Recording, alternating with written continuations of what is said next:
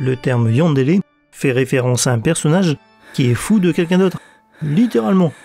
Dérivé de yandelu, qui signifie fou ou malade, et dele qui signifie affectueux ou aimant, on a ici une personne qui est gentille, douce et affectueuse. Enfin, jusqu'à ce que quelque chose vienne se mettre entre elle et son amour, et révèle son côté psychotique. Et elles ne font pas dans le détail. Une rivale un peu trop entreprenante, un malheureux accident de train. Tu effleures le bras de leur amoureux, une malheureuse chute de parpaing. Et si tu la trompes, elles te feront une petite démonstration de leur talent de cuisinière. Surtout leur maniement du couteau.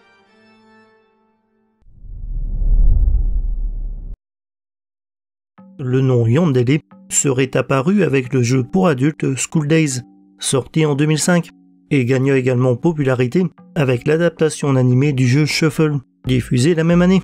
À partir de là, les visual novels, les mangas et les animés avec des yandere ont attiré l'attention et ont connu un boom.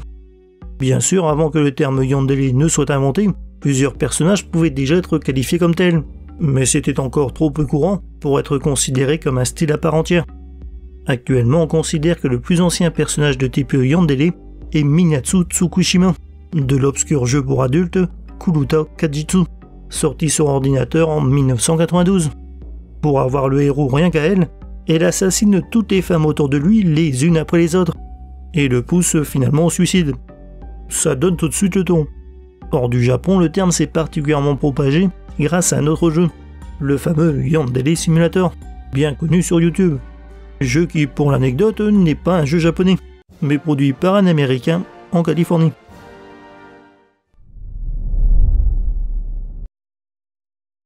Au premier abord, les yandere sont des personnes gentilles, attentionnées, très propres sur elles, et souvent assez discrètes, voire timides.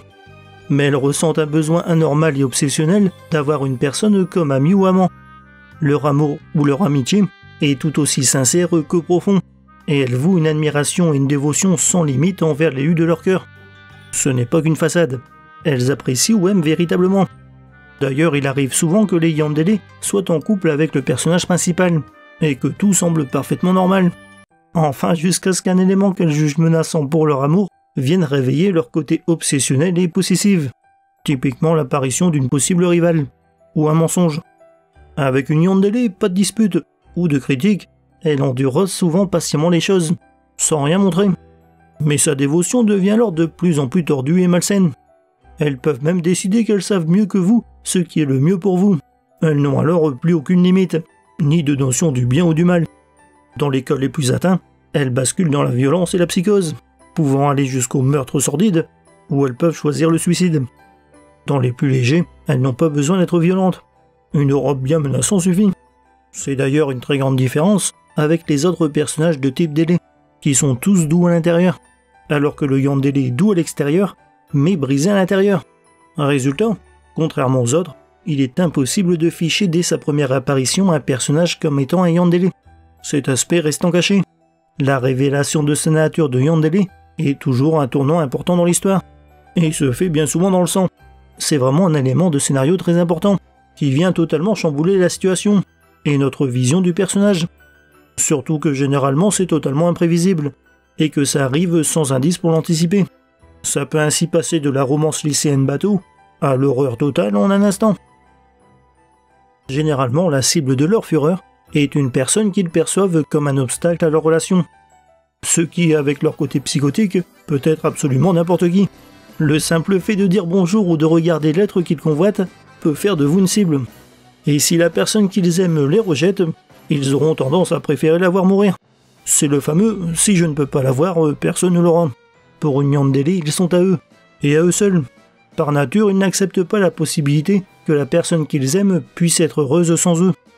Dans certains cas, la yandere est dans un tel état de délire qu'elle croit que la personne qu'elles aiment est amoureuse d'eux, alors qu'en réalité elle n'a aucun sentiment pour elle, voire même ne les a jamais remarqués. Inutile de dire que ce genre d'amoureux non partagé a tendance à ne pas finir de façon très agréable. Dans des œuvres plus tournées vers l'action, elles peuvent avoir un rôle plus amical, grâce au soutien de la personne qu'elles aiment, qui agit alors comme un soutien émotionnel. Elles peuvent ainsi fournir une aide précieuse et fiable au combat. Mais il est toujours préférable de les garder à l'œil. Les personnages yandere sont donc mentalement extrêmement instables et dérangés. D'ailleurs, la plupart ont des antécédents de troubles mentaux, qui sont généralement dus à une expérience traumatisante. Mais certains sont tout simplement fous par nature.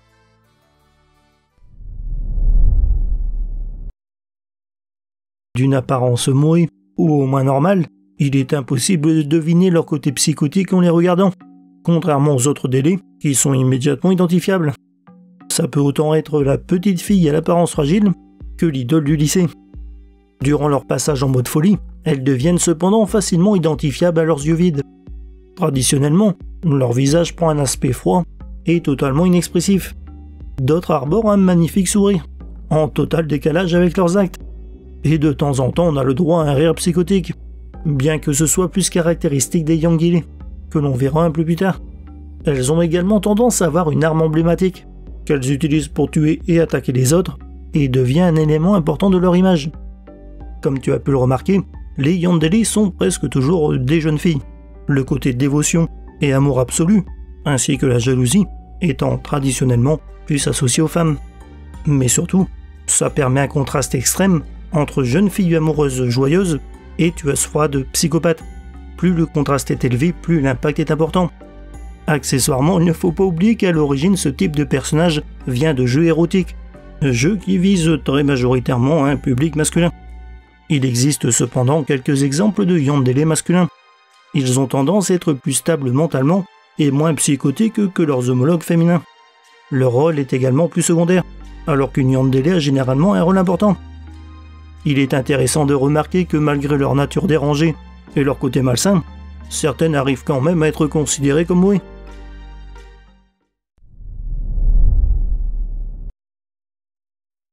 Malgré son côté psychotique, une yandere n'est pas forcément enfermée dans le rôle de la méchante de service, et elle peut être populaire auprès du public. Plusieurs raisons expliquent ça. Déjà, il y a le côté affectif. Une ou un yandere se dévoue totalement à la personne qu'elles aiment, et place ses besoins et ses intérêts avant les siens.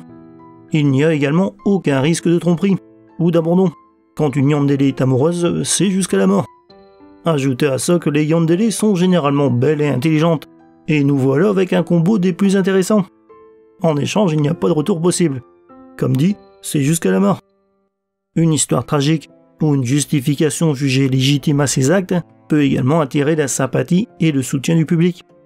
Mais si les personnages de yandere sont populaires et marquent plus facilement les esprits, c'est surtout grâce à leur côté décalé.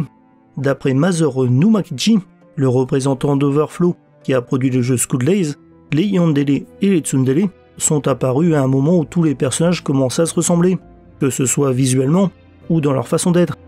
C'était donc des tentatives de dynamiter tout ça. Si les tsundere sont apparus comme des personnages énergiques et dynamiques, avec un comportement assez violent, cachant leur nature douce, les démarquant facilement de la foule de personnages féminins banals, les yandere utilisent une approche totalement différente, avec un personnage assez banal, jusqu'à ce que sa nature soit dévoilée, s'amusant à détourner le rôle de la classique fille discrète, timide et soumise, en celui de la psychopathe possessive. Contrairement à la tsundere, qui est aujourd'hui surutilisée, les personnages yandere restent rares, gardant encore leur côté original.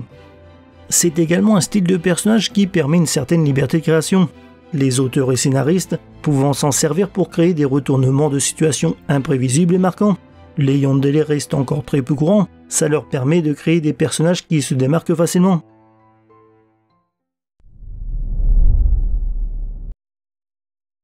L'apparition de ce type de personnage a suscité pas mal de critiques, à cause du niveau de violence qui leur est associé. Il faut dire que leur origine de personnages de jeux érotiques gore n'aide pas vraiment.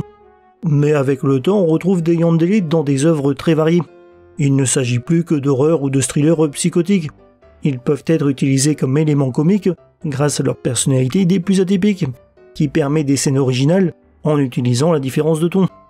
Aujourd'hui, n'importe quel personnage peut avoir un instant yandere, servant comme passage comique. On en rencontre également dans les animes et les mangas d'action, où ils peuvent venir en aide au héros, sans forcément faire partie de son groupe. Les yandere ayant, par nature, tendance à agir en solitaire, et préférant les méthodes radicales aux discussions.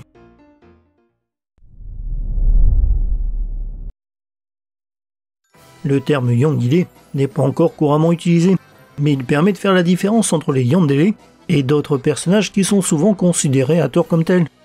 Les Yangilé sont des personnages mignons, dans leur apparence et leur manière, mais cachant leur nature de tueurs sanguinaires. Encore une fois, ce sont majoritairement des personnages féminins. Ça ressemble donc pas mal aux Yandere, mais en réalité c'est très différent. Une Yandere tue ou devient violente par nécessité, dans le but de protéger sa relation, ou pensant sincèrement aider la personne qu'elles aiment. Pour les Yangilé, il n'y a aucune notion d'amour ou d'amitié. Elles aiment juste tuer, et en prennent généralement un grand plaisir. Leur côté mignon n'étant généralement qu'une façade, pour mieux piéger leur proie. Ils peuvent également souffrir d'un dédoublement de la personnalité. Un traumatisme peut également faire qu'un stimuli provoque leur soudaine emportée sanglante et psychotique. Voilà, c'est la fin de cette vidéo. J'espère que ça vous aura plu, et si c'est le cas, je verrai pour en refaire d'autres dans le genre. Alors pensez à vous abonner et à me rejoindre sur les différents réseaux sociaux. Je mets les liens dans la description. Et en attendant, je vous dis à bientôt pour une nouvelle vidéo.